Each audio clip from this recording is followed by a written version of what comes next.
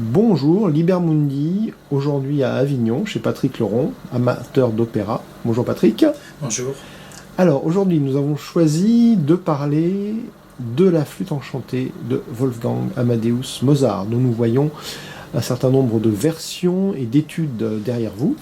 Alors Patrick, dans votre parcours d'amateur de musique, comment avez-vous découvert la flûte enchantée et pourquoi avez-vous porté une attention particulière à cet opéra? Bien, en tant qu'amateur de musique, je crois que j'admire énormément les opéras de Mozart, bien sûr, et dont la flûte enchantée. Je veux dire, ça fait partie d'un achèvement de la pensée maçonnique de Mozart, qui commence avec Così fan tutte, Don Juan, et puis la flûte enchantée finit par la flûte enchantée, qui, on peut dire, l'aboutissement de la quête du couple et de la libération de l'être humain. Il y avait chez Mozart ce souci. J'avoue que j'y ai été sensible. Mais musicalement parlant, je crois que tous les opéras de Mozart contiennent un arrière-plan et que cet arrière-plan a beaucoup de choses à nous dire. Voilà. Okay. Donc, ça a fonctionné en effet, amateur d'opéra ou amateur de musique, oui bien sûr. Mais je suis tout autant amateur des opéras de Wagner, de l'œuvre de Tchaïkovski et de plein d'autres. Mais par contre, je fonctionne toujours de cette manière-là. Une immense intuition, un bouleversement, c'est ça. Et ça me confirme quelque chose que j'ai toujours senti qui me semble important. Et puis après, je fais des recherches. C'est là que je lis, je compulse.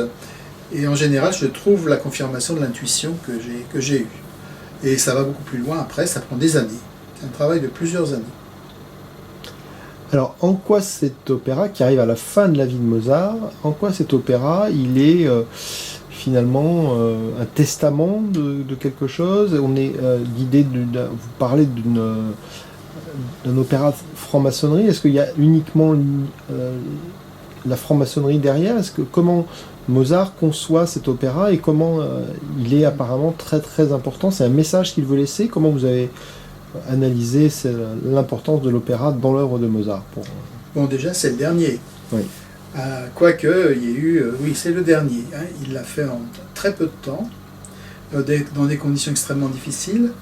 Et le côté intéressant de Mozart, c'est qu'il a participé à la création du livret.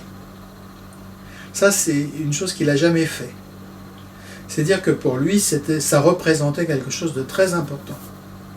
Alors, qui a fait le livret de la flûte enchantée? Bon, participation de Mozart, bien sûr, son copain et directeur de théâtre Schikaneder, qui a été franc-maçon, mais pas très longtemps. Mais par contre, Schikaneder, c'était le Robert Hossein de l'époque autrichienne. C'était pas n'importe qui.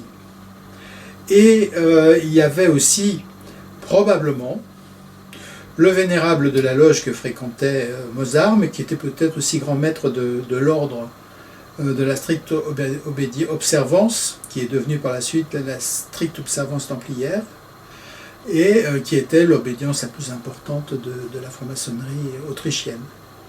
Et donc Ignaz von Born était un naturaliste, donc c'était aussi un noble, et il a aussi travaillé sur les minéraux, et il était très autoritaire, mais aux yeux de Mozart, c'était un sage, c'était le prototype du sage. Alors qu'est-ce que Mozart pouvait attendre de la franc-maçonnerie à cette époque? Eh bien, ce qu'il attendait, je crois, c'est d'abord l'égalité entre les êtres humains. Ça l'a toujours, je pense, toujours travaillé. Il a toujours été obligé de feindre. Même sa musique. Quelque part, il ne la ressentait pas comme libre. Il devait coller à un modèle. Et au sein des loges maçonniques, théoriquement, il n'y a pas la hiérarchie sociale. Et pour lui, c'était vraiment la première chose. La deuxième chose qui l'avait frappé, c'était que la franc-maçonnerie n'acceptait pas les femmes. n'accepte pas, enfin elle commence à s'ouvrir, hein, mais n'acceptait pas les femmes en ce temps-là. Et pour lui, on peut dire, c'était incompréhensible. Et on a des textes de Constance Mozart, donc l'épouse de Mozart, disant que son mari avait pour projet de créer une loge qui s'appelait Die Grotte, et cette loge serait féminine et masculine à la fois. Auparavant, les femmes qui frappaient à la porte des loges étaient envoyées dans ce qu'on appelle quelque chose d'assez accessoire. On avait créé pour elles une sorte d'obédience sous la domination des hommes. Pour Mozart, la stricte égalité entre l'un et l'autre, entre l'homme et la femme, c'était capital. Et ça passait par la découverte et la vie de son couple. C'est-à-dire, en fait, c'est une histoire d'amour entre Constance Mozart et son mari. Ce qu'on appelle la grotte était, si ma mémoire est bonne, un chalet et qui appartenait à un petit terrain, un terrain de Mozart à Salzbourg. Donc il voulait créer une loge. On a la liste des personnes qui ont voulu y appartenir. Et il est mort avant, puisqu'il est mort à 35 ans, ce qui est assez court. Mais il faut être sensible à cette idée de la régénération de l'humanité et surtout de triompher de la mort. Mozart, en tant que catholique et franc-maçon, avait véritablement c'était très important pour lui. Voilà. Alors, pour ponctuer notre échange, nous avons choisi de passer plusieurs extraits de films qui sont derrière vous, autour de Mozart. Alors là, nous allons commencer par l'Amadeus de Milos Forman. Vous avez choisi un extrait. Alors, qu'est-ce que ce film apporte pour connaître Mozart, selon vous ? Bon, déjà, c'est un film de Milos Forman, c'est très, très important, axé sur la liberté, c'est tiré d'une pièce de théâtre qui invente, on peut dire, le fait que Mozart était jalousé par un de ses collègues musiciens qui s'appelle Salieri, qui est un grand artiste, un grand musicien. Et on peut dire Salieri aurait décrété la mort de Mozart, malade, en faisant pression sur lui, en lui réclamant le célèbre Requiem. Il faut savoir qu'à la fin de sa vie, presque, en 3 mois, Mozart a composé La Flûte enchantée, La Clémence de Titus, un opéra pour le sacre de l'empereur de Hongrie, du roi de Hongrie, une cantate maçonnique, le Requiem. Il a fait ça en 3 mois, gravement malade. Il a composé La Flûte enchantée, donc comme le font tous les créatifs, c'est-à-dire à son rythme, en changeant tout le temps, etc., etc. Le soir, effectivement, il partait de chez lui et il écrivait, il composait. Voilà. On va voir l'extrait et après on en discute. Why on earth won't you finish? Can you give me one reason I can understand? It's killing me.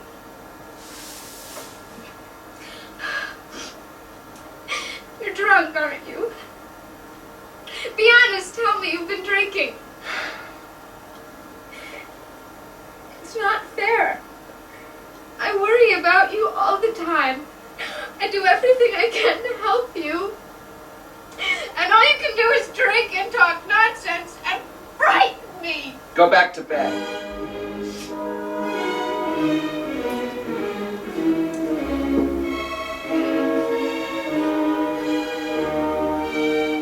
Please. Let me sit here. Let me stay here with you.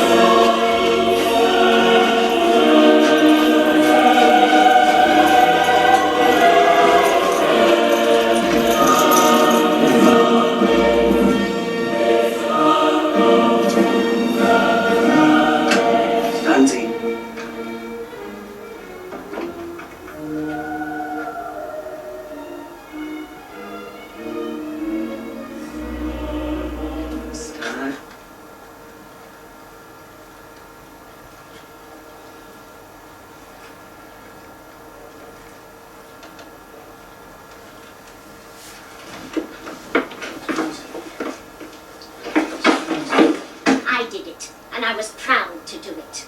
Leave, I said, right away. Clear out and take the child with you. Here's the money. Go to the spa and get your health back. I was shocked to my foundation when I saw her. I couldn't believe my eyes, poor little thing. Oh, you monster. No one exists but you, do they? You and your music. I warned her. Choose a man, not a baby, I said. You marry him, you won't have a pot to piss in. You selfish thing. Selfish, that's what you are, selfish. Simply selfish.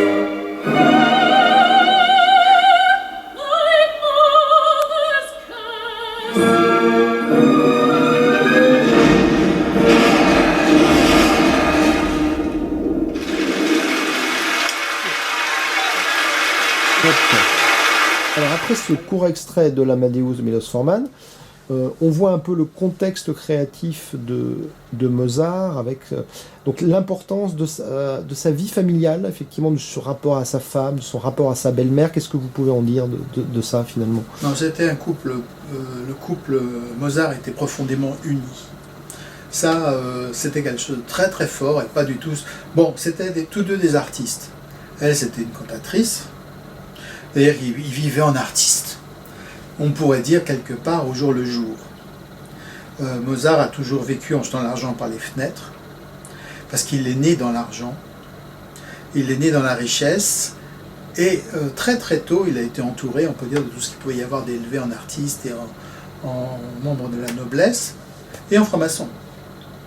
Ça a toujours été présent. Dès l'âge de 17 ans, il a composé son premier opéra, son opéra qui s'appelle Thamos, roi d'Égypte, qui a été, on peut dire, dont le livret a été fait par un franc-maçon, avec des thèmes de l'initiation.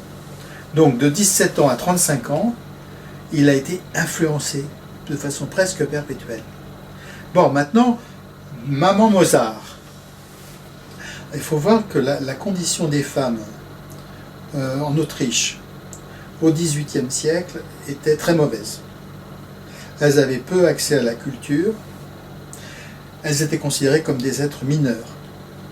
Quand une mère avait des filles, elle devait les caser, et ça devait lui rapporter de l'argent.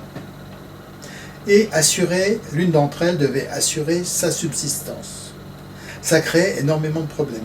Ça aussi, c'est une des choses que Mozart a développées dans la flûte enchantée, parce que ce qui est important dans la flûte enchantée, c'est la condition des femmes, depuis l'obligation matérielle la plus basique, qui est d'assumer le quotidien, voire le viol, jusqu'à la vision spirituelle la plus élevée qui soit donnée à un être humain. Donc la flûte représente ça. Et donc Maman Mozart était abominable. même quand Mozart est devenu célèbre, les rapports étaient très tendus. Bien, alors pour introduire cet échange, nous avons choisi de passer l'ouverture de La Flûte enchantée, version Ingmar Bergman. Alors, quel est votre rapport à ce film et pourquoi ce choix de montrer un opéra filmé pour la télé par Bergman? Ok. Là, je suis obligé de revenir un petit peu à l'Amadeus. L'Amadeus a été donné dans un théâtre populaire de 1000 places, tout en bois, avec une machinerie absolument extraordinaire. L'opéra est en langue allemande. Et on voit que la flûte a été un succès populaire absolument extraordinaire, peut-être plus même encore que ce que la noblesse ou d'autres ont connu. Bergman a fait la même chose. Il a pris un des théâtres les plus anciens de Suède et il y a donné La Flûte enchantée. L'intérêt de la Flûte enchantée de Bergman, c'est l'intelligence du scénario que Bergman a vraiment mis en lumière. C'est-à-dire qu'il a gardé la signification initiatique et il l'a même, je dirais, multipliée. J'ai choisi donc en premier l'Amadeus pour l'ambiance de la flûte. Maintenant, si on prend le Bergman, c'est parce qu'il y a une pensée métaphysique, spirituelle et ésotérique très profonde.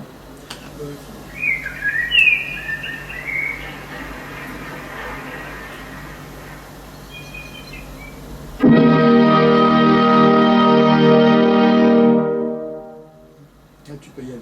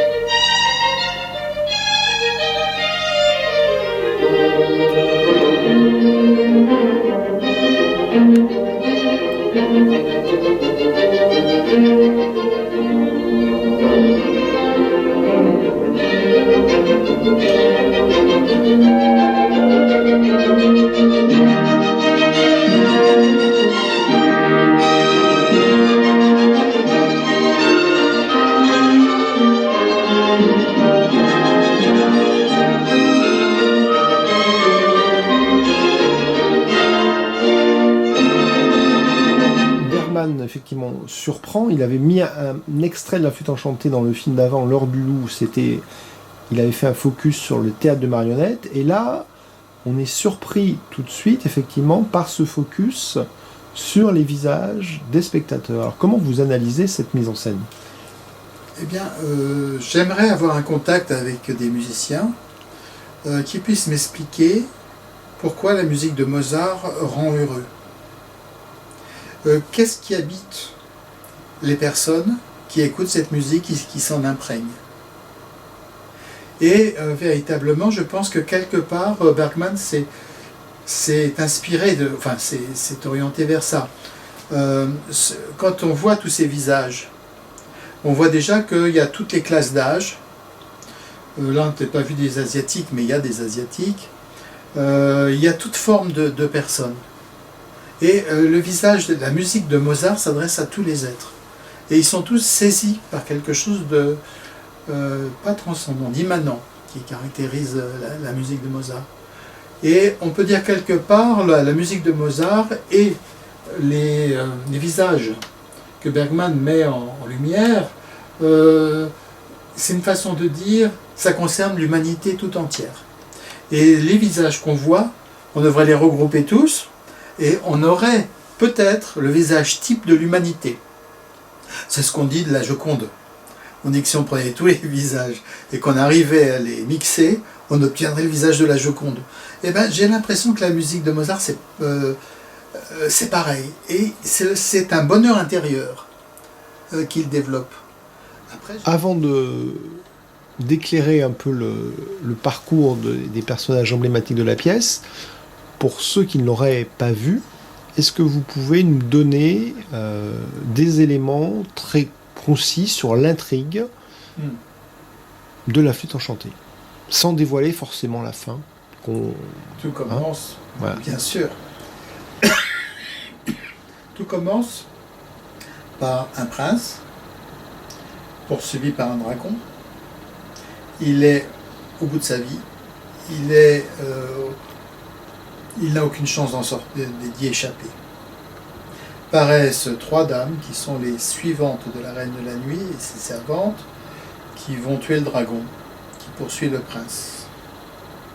Et elles vont remettre à ce prince un portrait. Ce portrait est celui de la fille de la reine de la nuit, comme on le faisait à l'époque, une sorte de tableau, ou un médaillon, et ça va rendre le prince fou amoureux. La reine de la nuit apparaît, et elle explique que sa fille lui a été enlevée par un vilain magicien noir, un être abominable, ayant pratiquement tous les défauts, qui s'appelle Zarastro. Et Zarastro a enlevé la fille de la reine de la nuit et la maintient prisonnière, on ne sait pas dans quel état, dans son château.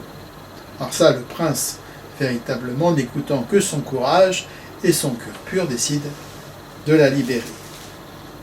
Il faut dire précédemment que le prince, lorsqu'il a échappé au dragon, lorsqu'il a été sauvé du dragon par s'est évanoui, et qu'à son éveil, il a rencontré un personnage qui va avoir une grande importance, qui s'appelle Papageno. Papageno est un oiseleur. C'est une créature mi-humaine, mi-oiseau, mi-homme, mi-oiseau. Et il vit finalement en faisant du troc, il donne à la reine de la nuit les oiseaux qu'il chasse, et la reine de la nuit, donne du vin et du pain. Voilà. Et donc Papageno, puisque c'est son nom, le perroquet, va devoir accompagner le prince dans la quête de Pamina, dans le château. Et on remettra à chacun, chose très importante quand même, au prince une flûte enchantée, qui rappelle l'instrument d'Orphée, et à Papageno, on va lui remettre une sorte de carillon. Ça, ce sont des instruments magiques qui devraient leur permettre de sortir de toutes les épreuves. La musique, le pouvoir du verbe. Et ils partent donc au château pour libérer la belle Pamina. La belle Pamina apprend par Papageno qu'un beau prince est amoureux d'elle et veut la libérer. Et ça l'intéresse beaucoup.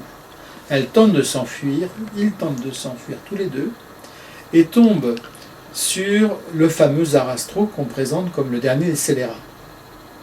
En fait, le dernier des scélérats, ce ne sera pas Zarastro, ça sera le garde, l'homme de main, on va dire, de Zarastro, un noir, un mort, qui courtise effectivement, qui profite de sa situation pour courtiser la belle captive.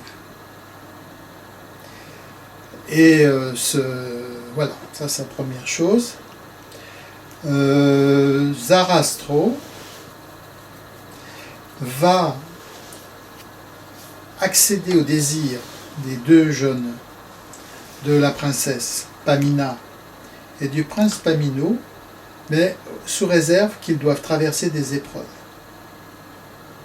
Les épreuves de Tamino, le prince, seront différentes de celles de Pamina, la princesse.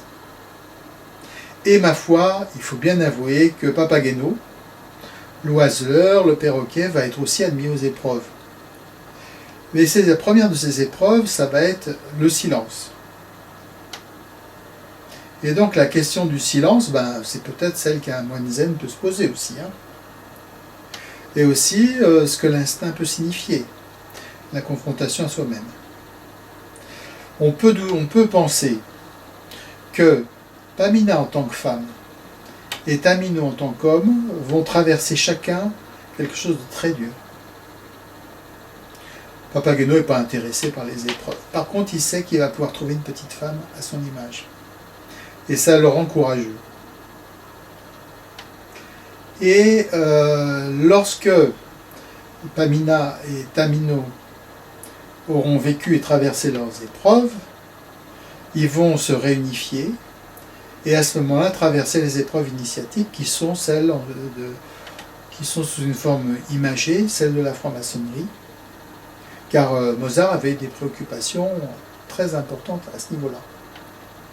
Et donc ils vont devoir traverser les éléments. Là c'est représenté sous forme d'eau et de feu. Et ça, sans la flûte, qui est le pouvoir du verbe et de la musique, la volonté universelle de Zarastro et l'amour inconditionnel et supérieur de Pamina, il serait impossible de traverser à quiconque de telles épreuves. Voilà, donc on est bien sur une espèce de conte initiatique qu'on peut voir à plusieurs niveaux, avec des personnages qui représentent, alors comme dans les contes de fées, c'est des aspects de nous-mêmes, c'est comme ça que vous le voyez aussi ou... C'est un conte initiatique et un rituel, un petit peu comme le Parsifal de Wagner. C'est un rituel. C'est peut-être ça qui m'a plu, mais je ne l'ai pas compris tout de suite. Nous allons explorer donc l'œuvre à travers les personnages. Alors, vous avez choisi une mise en scène de l'opéra, effectivement, dans une... Vous pouvez nous dire de quoi s'agit-il, du coup? Alors, j'ai choisi deux mises en scène. Oui. D'abord, la mise en scène de la flûte enchantée d'Ingmar Bergman. Oui. Parce que, comme je l'ai dit au début, c'est la meilleure compréhension d'un opéra initiatique. Même si Bergman a pris des libertés avec le livret. Mais par contre, c'est une musique donc dans la langue natale de Bergman, comme la flûte enchantée est une musique dans la langue natale de Mozart. C'était novateur à l'époque de Mozart. Et la flûte enchantée, donc Zauberflöte, version Colin Davis, qui est le grand maître mozartien, avec quelques grands personnages, dont la grande Diana Damrau, dans le rôle de la Reine de la Nuit, et il y a aussi une extraordinaire basse. Donc voilà, j'ai pris cette version-là d'abord parce qu'elle est très intelligente, elle explique l'aspiration à la culture des femmes à l'époque de Mozart, à la lecture, à la connaissance, à tous les niveaux de la société, et également pour la qualité des voix et de la musique qui dépasse tout.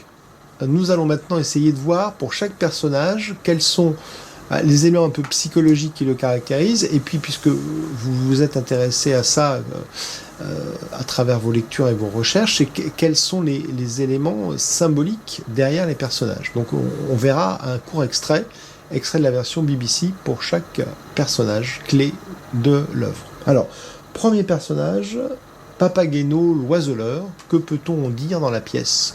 Premier niveau, premier degré. Bon. Papageno est un oiseleur, c'est-à-dire qu'il est chargé d'attraper des oiseaux pour la reine de la nuit. C'est comme ça qu'il vit. C'est un joyeux luron, quelqu'un qui est très heureux de vivre, qui se contente de l'instant présent, qui ne réfléchit pas. C'est un bon copain, c'est un hableur, parfois un peu menteur, et il se contente de l'instant présent, on peut dire quelque part. Et donc voilà, c'est le premier aspect de Papageno. C'est un homme de la nature. Alors nous allons le présenter sous l'aspect musical, parce qu'on voit en fait, c'est ça la puissance de l'opéra, c'est qu'on dépasse la pensée par la sensation et la vision.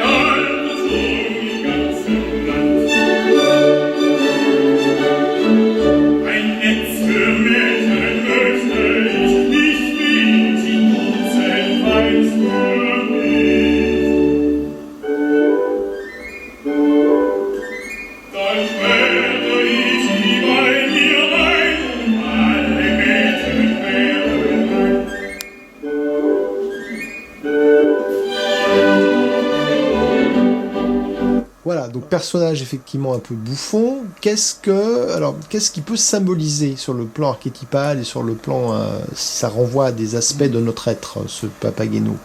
Tout le monde aime Papageno. C'est un personnage amusant. On se retrouve, et il a beaucoup de succès auprès des enfants et de ce qu'on pourrait appeler les gens qui aiment rire, ce qu'on appellerait le peuple. C'est un homme du peuple en fait. C'est vous et moi, dans l'existence quotidienne, avec le bon côté des choses. C'est principalement ça, et il est relié à l'élément air. C'est-à-dire, bon, il est plus oiseau, comme, quelque part.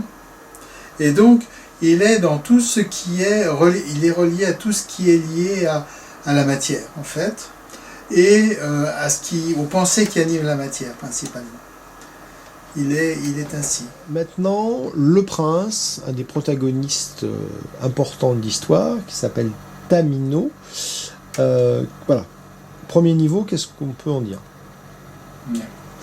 Ce qu'on peut en dire, c'est déjà un chercheur. C'est un homme qui a atteint les limites de la nature terrestre. C'est pour ça qu'il est poursuivi au début par le dragon. Et en fait, il a trouvé cette limite. Voilà. Et il ne peut pas la franchir tout seul. Il va avoir besoin de quelqu'un d'autre. C'est aussi une personne qui possède une intuition absolument extraordinaire. C'est-à-dire, quand il va apercevoir, quand on va lui donner ce portrait, c'est ce que nous allons voir comme scène, il va tomber immédiatement et si profondément amoureux de la fille de la reine de la nuit. Lorsque par la suite, il va rencontrer d'autres situations, par exemple quand il va rentrer dans le château de Zarastro, intuitivement, systématiquement, profondément, il va savoir que la sagesse et la vérité se trouvent là, indépendamment de ce qu'il pense et de ce qu'il croit. Quand il va s'interroger sur ce que Pamina, si Pamina est encore en vie, on va voir en fait qu'en s'interrogeant, il va faire appel aux plus hautes facultés d'imagination, la conscience. Il va atteindre la conscience neptunienne. C'est l'homme de la limite, et de la volonté, et du service. C'est le candidat type de l'initiation. Beschickt dir unsere Fürst. Es ist das Bündnis ihrer Tochter. Findest du, dass diese Züge dir nicht gleichgültig sind? Dann ist Glück, Ehre und Ruhm dein Los.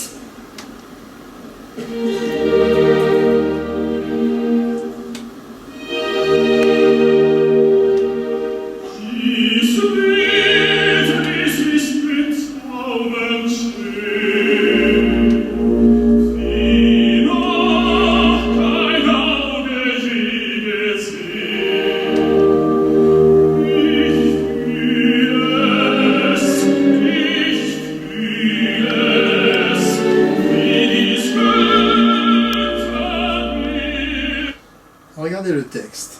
Je sens cette image divine remplir mon cœur d'un nouvel émoi. L'image divine qui touche le cœur. Tamino,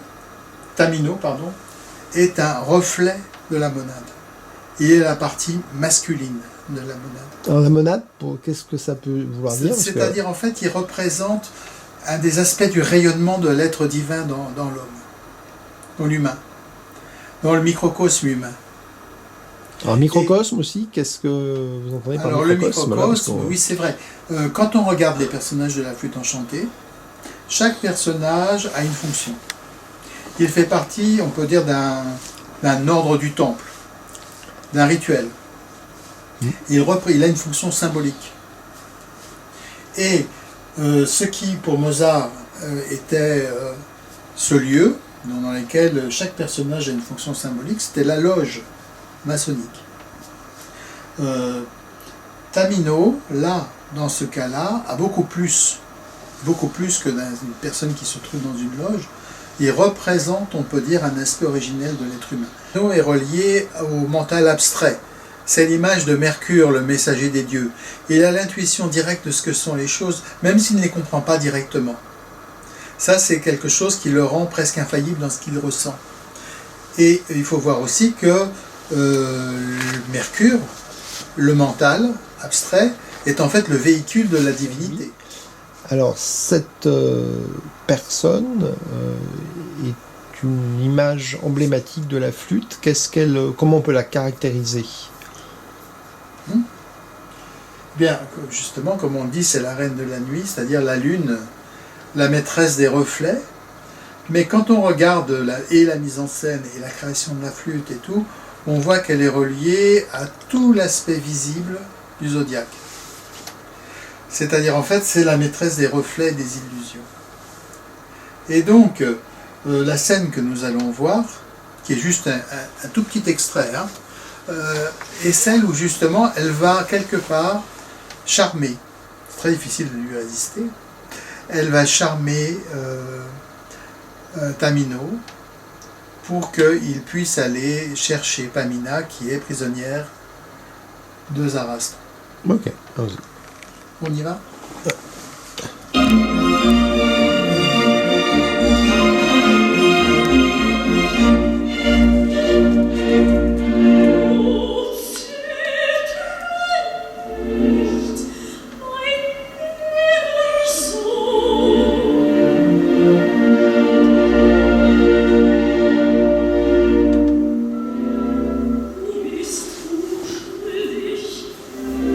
Weise,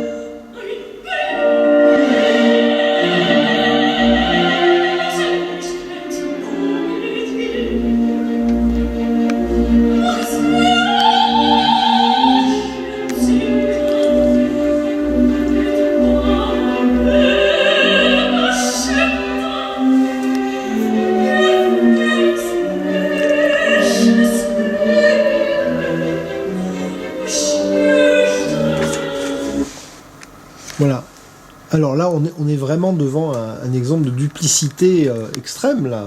Oui, oui, oui. De manipulation, c'est ça, pur. Parce que c'est vraiment une grande souffrance qu'elle éprouve. Personne dans tout ce que j'ai pu lire sur son personnage ne remet en cause sa souffrance. Ah. C'est vraiment très touchant, on ne peut qu'y croire. Simplement, ce qu'on va découvrir au fur et à mesure, c'est que, et ça touchait beaucoup les personnes dans les différentes conférences, c'est qu'en fait, elle n'aime pas sa fille. Et ça, on ne comprend pas pourquoi. Et on va le découvrir au fur et à mesure de l'intrigue. Toujours est-il que la reine de la nuit, c'est la reine du pouvoir. C'est la lune, c'est la maîtrise de ce monde. Et dans l'être humain, ça représente en fait ce qu'on appelle le gardien du seuil. À un moment donné, il faudra franchir le gardien du seuil, et c'est le thème de la flûte enchantée. D'accord. Et alors, on a cette scène qu'on va pas remontrer, mais qu'on a vue dans l'ouverture de la version de Formal, où il y a l'air de la Reine de la Nuit, où elle est effectivement Tout à fait. dans toute sa puissance, et là, elle fait presque peur. On va la mettre. On va directement passer à ce passage-là, parce que c'est très important de pouvoir déterminer quels sont les liens de la Reine de la Nuit avec sa fille. Wo ist der Jüngling, den ich an dich sandte? Oh, liebe Mutter, der ist der Welt und den Menschen auf ewig entzogen. Er hat sich den Eingeweihten gewidmet. Den Eingeweihten! Ja,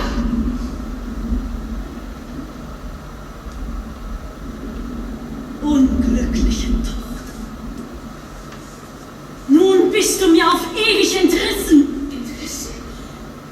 wo fliehen wir, liebe Mutter? Unter deinem Schutz traut sich jeder Gefahr. Schutz!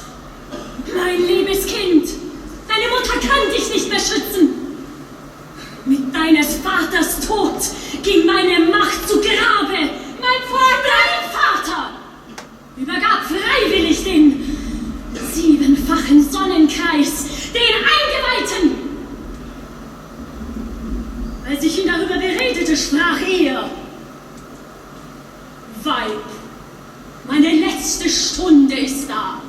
Alle Schätze sind dein und deiner Tochter. Nur den 7-fachen Sonnenkreis wird Zarastros unmännlich verwalten wie ich bisher. Forsche nicht nach Wesen, die dem weiblichen Geiste unbegreiflich sind. Deine Pflicht ist dich und deine Tochter der Führung weiser Männer zu überlassen. Ist der Jüngling auf ewig für mich verloren? Verloren! Siehst du diesen Stahl? Er ist für Sarastro geschliffen. Du wirst ihn töten und den mächtigen Sonnenkreis mir überliefern. Aber Mutter!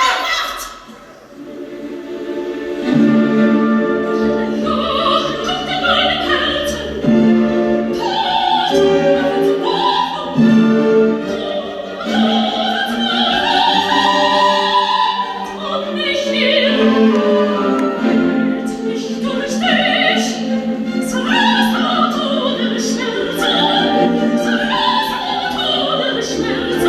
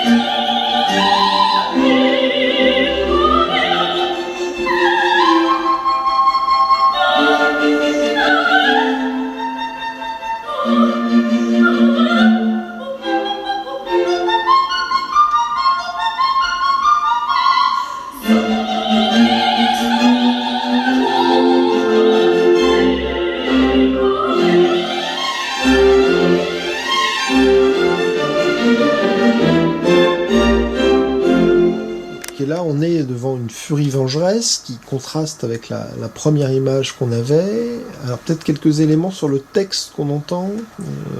Alors c'est intéressant parce que on a affaire à un élément purement ésotérique. Lorsque, donc au début on voit une mère qui est triste et horriblement malheureuse parce qu'on lui a enlevé sa fille. Et là, en fait, elle va condamner sa fille. Elle va couper les liens de la nature et les liens du sang. Et ça va être l'épreuve de Pamina, finalement, d'être libre de son destin et de ne pas succomber à la fatalité féminine de sa mère. Ça va être, on peut dire, Pamina ne va pas accepter de tuer. Elle va devenir la mère des vivants. Contrairement à ce que sa mère essaie de la pousser. Et la deuxième chose, le rôle de la Reine de la Nuit, c'est le traditionnel rôle du gardien du seuil. C'est-à-dire que si on commence à échapper aux lois de la nature pour franchir les murs de l'initiation, à ce moment-là, on devra traverser une épreuve qui est le néant de tout ce que nous connaissons et savons. Et que c'est vraiment l'être intérieur qui doit triompher. La véritable divinité dans l'homme. C'est pour ça que Pamina porte le nom du dieu Mine. Comme Tamino porte le nom du dieu Mine, en Égypte antique, c'était un dieu qui n'était jamais éclairé par rien. C'était un dieu primordial. Et c'est ce qu'il doit vivre dans Pamina. Elle doit se libérer des liens de la condition féminine. D'un autre côté, il faut préciser une chose. On comprend très bien la révolte de la Reine de la Nuit, qui se retrouve dans une sous-catégorie dans laquelle son mari la met. Et c'est le texte originel. Et c'est intéressant de le présenter là, parce que ça n'apparaît jamais dans les mises en scène de la flûte enchantée. Pourquoi la Reine de la Nuit déteste-t-elle autant Zarastro? Pourquoi est-elle aussi pleine de haine? Mais c'est toute la condition féminine qui est rabaissée. Et donc, Mozart était très sensible à ces choses-là. Et il comprenait profondément la souffrance qui était liée à ça. Oui. De l'autre côté... Voilà, alors, là nous allons voir le personnage de Sarastro, qui est effectivement décrit par la Reine de la Nuit comme étant le méchant, la puissance occulte. Alors, que dire de ce personnage aussi très important pour Mozart? Bon, pour Mozart, c'est l'archétype du sage. C'est le gardien des 7 cercles solaires. C'est l'initié par excellence. Et puis c'est celui qui maintient la porte ouverte vers la réalité ultime. C'est le père, voilà, principalement. C'est le soleil, voilà. Il a les mêmes... Et en fait, le soleil brille absolument pour tout le monde. Et habite, on peut dire, toutes les formes de la création, qu'on le veuille ou pas. Et c'est intéressant parce que on voit les paroles de haine de la Reine de la Nuit, mais quand on voit en fait cet enseignement spirituel que donne Zarastro, et puis vous pouvez voir aussi que la voix de basse descend dans tout ce qu'il y a de profond, c'est toutes les profondeurs de la planète qui entre en ligne de compte. Et il fait vraiment résonner le logo solaire au centre de la Terre. Et la voix le permet. Ça, c'est un cadeau. Et l'autre cadeau, c'est en fait ce qui est un comportement authentiquement spirituel. Et c'est sur ce plan-là que Zarastro se montre vraiment tel qu'il est. C'est-à-dire que le pardon serait une des qualités spirituelles les plus hautes, alors? Disons qu'un être qui a mal fait, qui fait mal, c'est-à-dire à peu près tout ce que nous sommes, si on devait payer pour le juste prix de toutes les âneries, de tous les mensonges et de toutes les faiblesses qui sont les nôtres, on ne vivrait pas. Il n'y aurait peut-être même pas de planète. Or, quelqu'un, quelque chose, remplit la partie qui nous manque, pour nous, gratuitement, comme le soleil, sans intérêt personnel, mais l'amour là où le vide s'installe, où la haine se trouve. Et c'est ainsi qu'une fraternité spirituelle doit travailler les uns pour les autres, et aussi donc le soutien inconditionnel. Là, c'est ce qu'on aperçoit dans cet aspect-là. Je pense que Mozart était, et ceux qui ont créé ce livret, étaient très attachés à cette notion d'amour. Et elle dit, Nina, ne punis pas ma mère. C'est pas la vision de Zarastro, c'est s'il y a quelque chose dans cette femme qui peut s'éveiller et s'ouvrir à la réalité la plus haute, ce sera fait. Nous sommes là. C'est tout ce qu'il dit. Et dans le cadre spirituel, c'est la première loi à comprendre.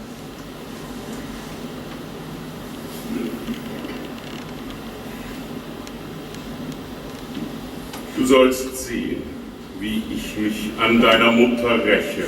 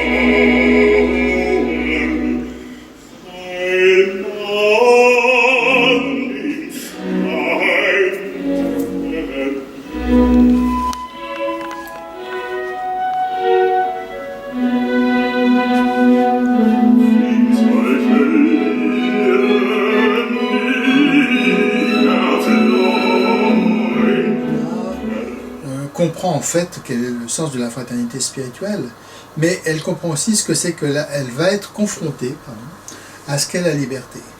Parce que Zarastro lui rend son couteau, son poignard. Avec ce poignard, elle peut tuer Zarastro, ou elle peut se tuer.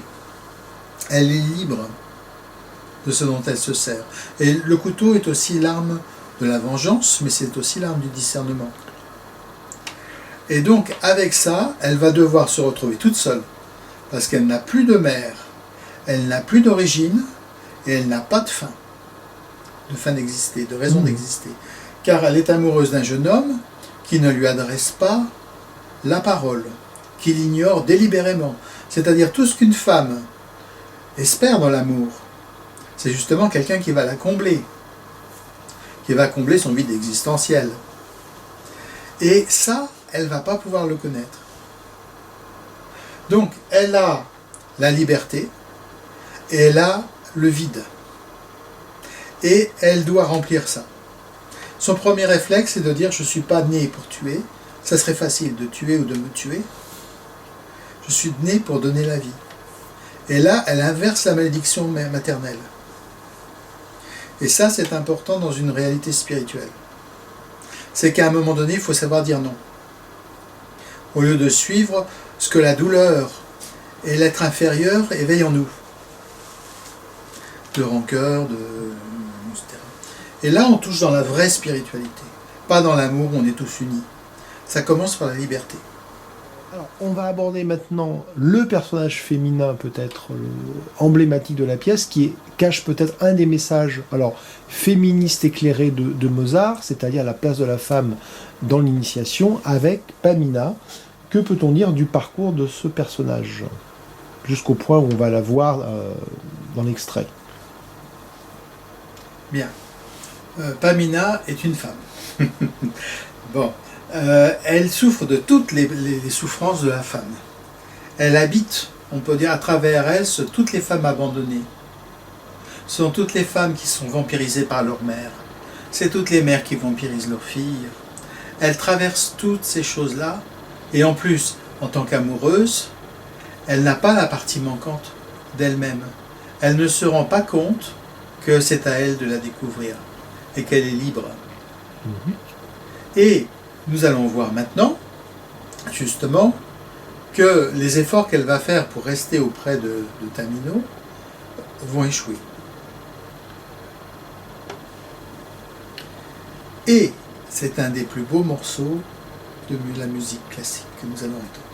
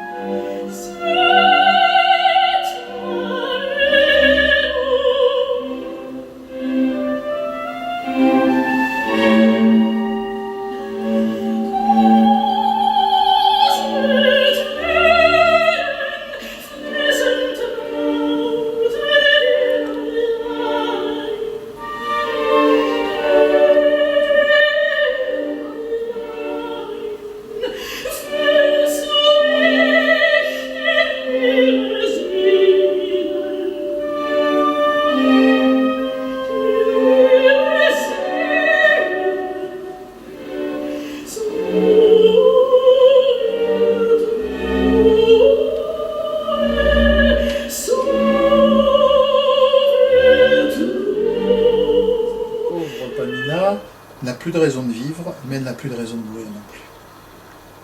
Elle est vraiment devant le seuil. Elle va devoir déterminer vraiment sa liberté. Et elle se voit séparée de Tamino. Ça, c'est son illusion. Et c'est ce dont elle va devoir triompher. Donc l'amour va devoir prendre un palier supplémentaire, que nous allons découvrir dans la flûte enchantée, la suite.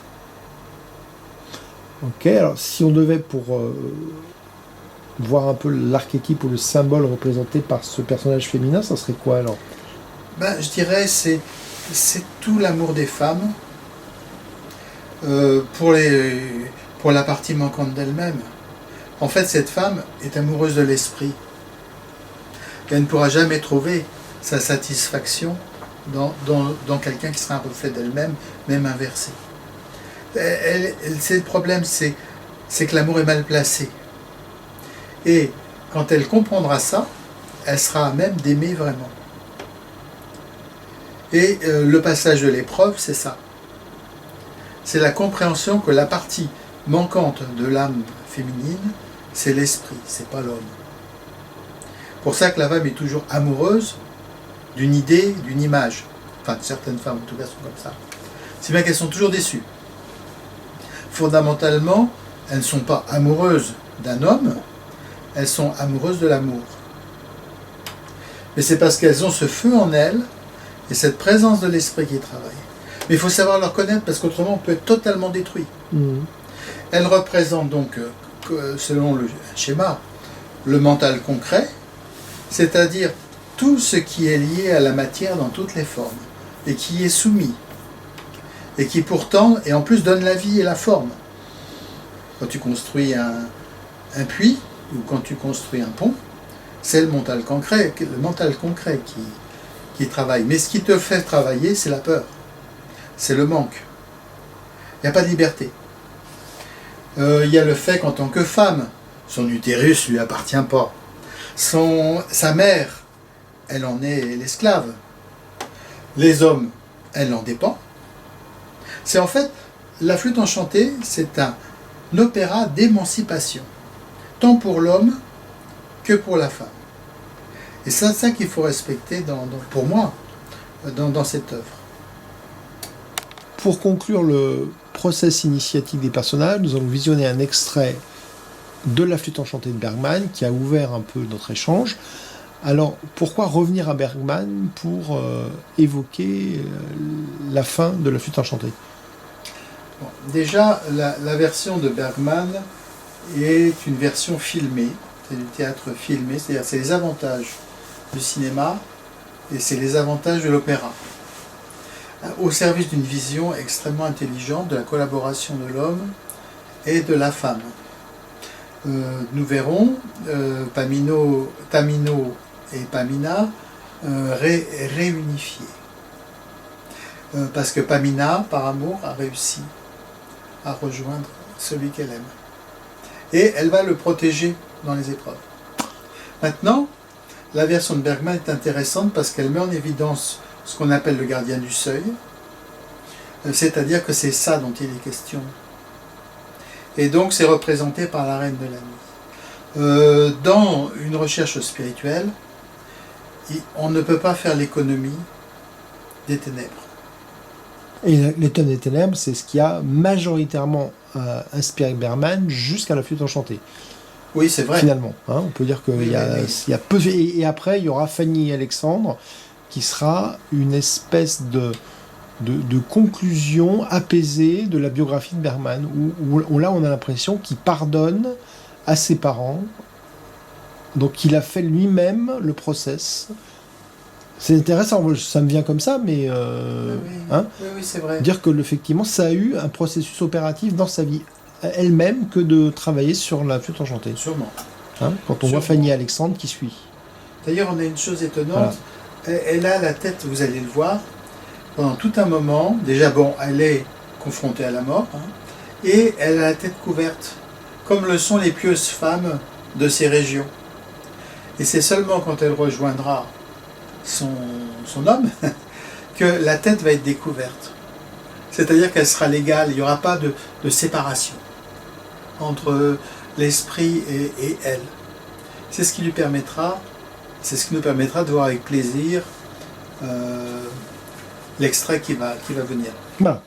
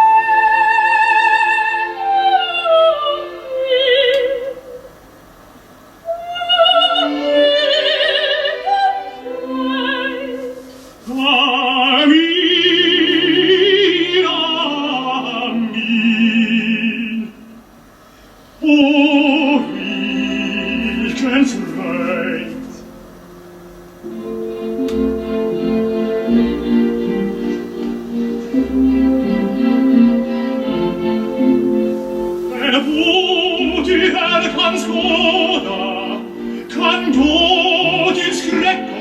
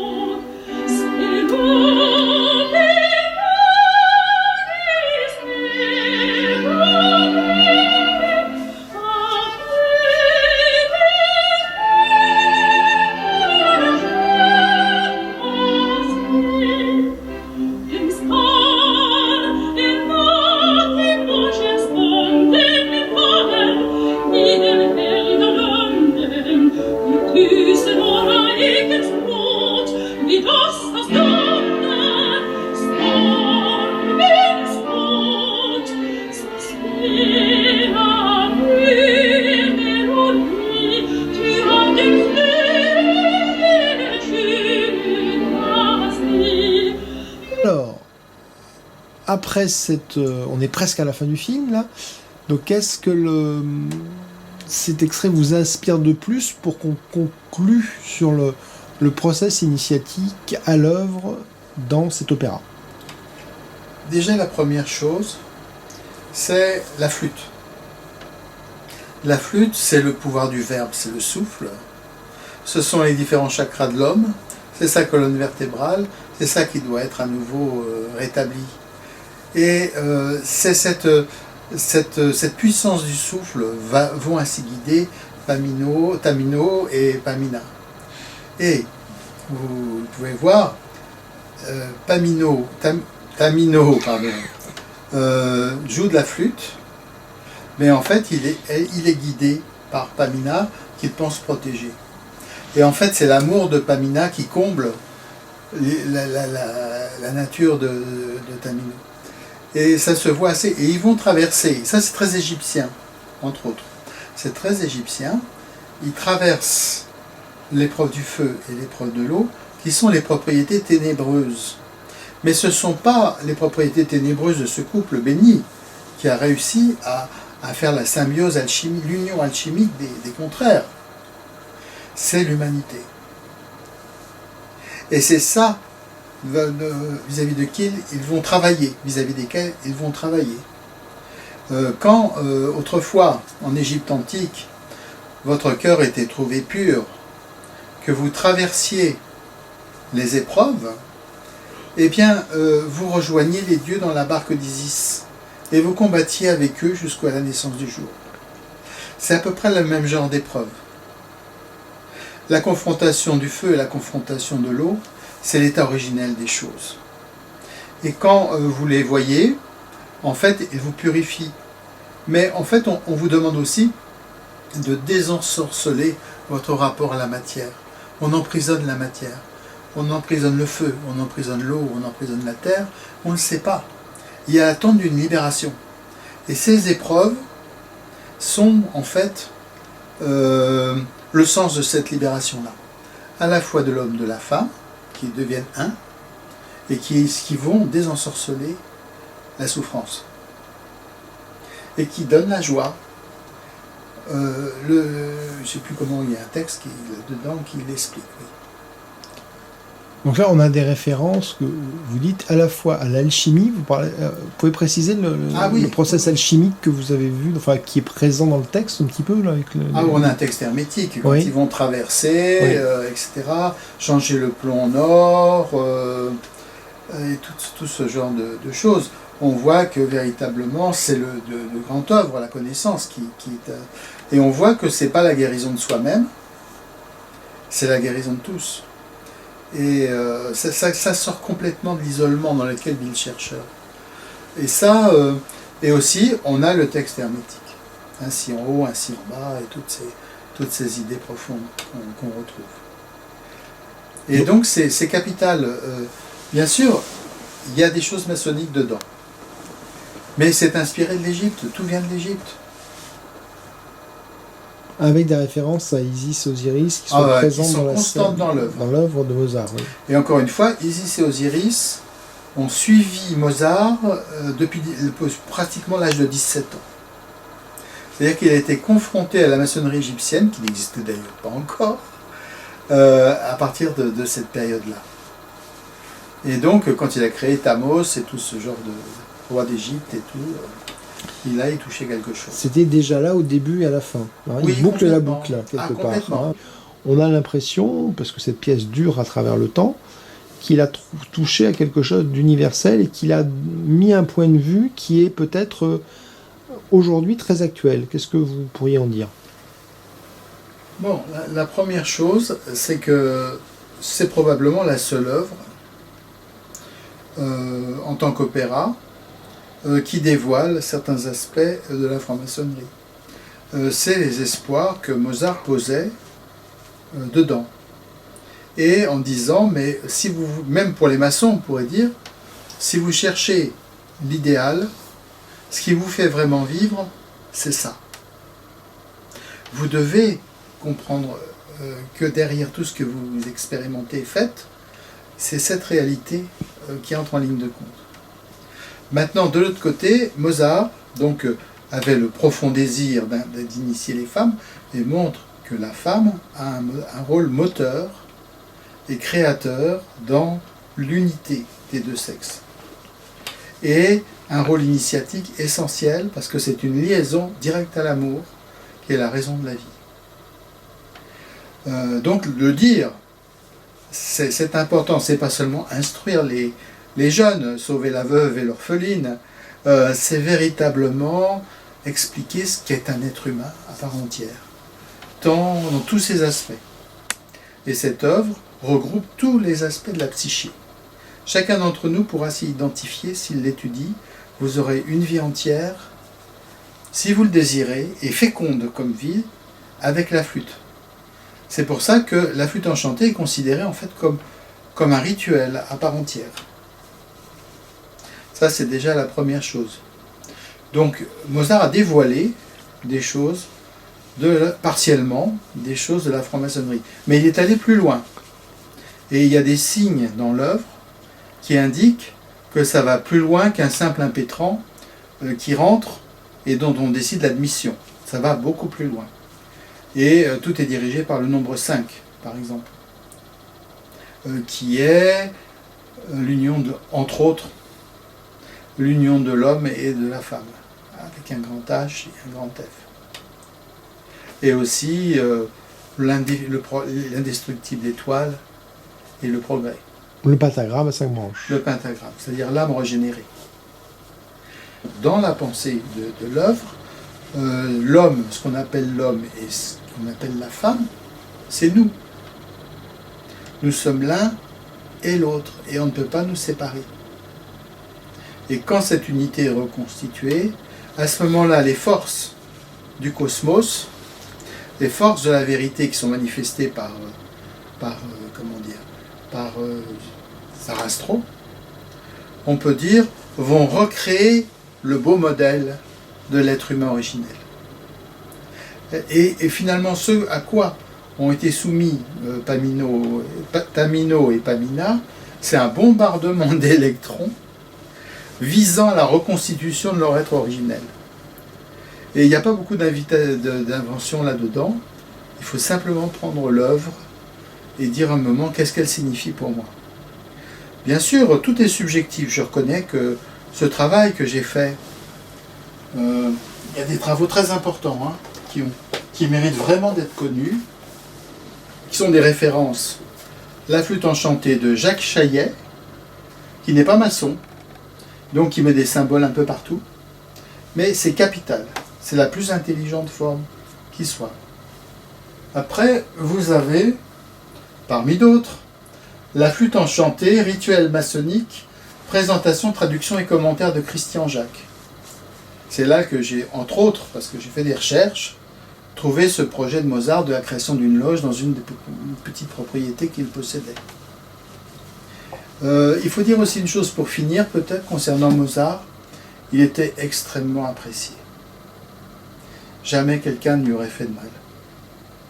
Et ses frères de loge avaient une immense idée de sa valeur. Il n'y avait rien à ajouter ni à retirer de ça. On a son éloge funèbre. Et ça, c'est impressionnant. Donc c'est pour dire, on ne meurt jamais seul. Quoi qu'on fasse, et il y a toujours une fraternité, où qu'elle soit, qui nous tend la main au moment où nous sommes blessés. Et donc, je crois que quand on étudie la flûte enchantée et l'œuvre de Mozart, on ne trouve pas Mozart, on trouve une pensée au-dessus, intemporelle et totalement libre. Voilà. Merci. Merci aussi.